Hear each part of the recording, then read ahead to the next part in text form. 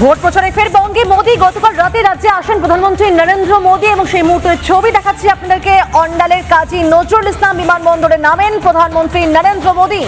বিমানবন্দর থেকে সড়ক পথে আসেন দুর্গাপুরে। সিটি সেন্টারে বেসরকারি হোটেলে রাত্রিবাস করেন তিনি। আর আজ বঙ্গে ঝোড়ো প্রচার রয়েছে প্রধানমন্ত্রী নরেন্দ্র মোদী। আজ জেলায় 4টি সভা করবেন প্রধানমন্ত্রী নরেন্দ্র মোদী।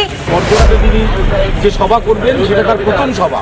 তিনি আপাতত দুর্গাপুরে রয়েছেন। গতকাল 11টা 20 নাগাদ তিনি অন্ডাল বিমানবন্দর থেকে দুর্গাপুরের একটি 5 তারা হোটেলে রয়েছেন এবং সেখান থেকেই আজকে ফির তিনি অন্ডাল বিমানবন্দর এবং তারপর হেলিকপ্টারে তিনি এসে পৌঁছবেন, চপারে এসে পৌঁছবেন। এই যে হেলিপ্যাড তুমি দেখতে পাচ্ছ, ওয়াসিম আহমেদ সেই ছবি দেখাচ্ছে।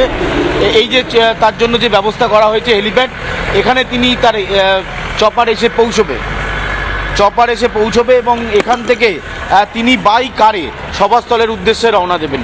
তুমি দেখতে পাচ্ছ একেবারে আঁটোসাঁটো নিরাপত্তার ব্যবস্থা করা হয়েছে, যেহেতু প্রধানমন্ত্রী তিনি সভা করবেন। এটা হচ্ছে তার যে হেলিপ্যাড, সেই হেলিপ্যাড। আর যে সভাস্থল রয়েছে সেই সভাস্থলটা ওয়াসিমকে দেখাতে বলবো। এইটা হচ্ছে একেবারে সভাস্থল, একেবারে আঁটোসাঁটো নিরাপত্তার চাদরে মুড়ে রাখা হয়েছে। তুমি দেখতে পাচ্ছ সভাস্থলের সামনে থেকে সেই ছবি দেখাচ্ছি। আজকে প্রধানমন্ত্রী এখানে 12 জন প্রার্থীর সমর্থনে সভা করবে। প্রধানমন্ত্রী নরেন্দ্র মোদীর বিজয় সংকল্প সভা রয়েছে এবং পুরুলিয়া জেলার যে 9টা বিধানসভা রয়েছে সেই 9 জন বিজেপি প্রার্থীর সমর্থনে তিনি আজকে জনসভা করবেন। ইতিমধ্যে গোটা মাঠের প্রস্তুতি একেবারে তুঙ্গে। দেখতে পাচ্ছ যে 3টি হ্যাঙ্গার তৈরি করা হয়েছে, যারা সমস্ত বিজেপি কর্মী সমর্থক যারা আসবেন তাদের বসার জন্য।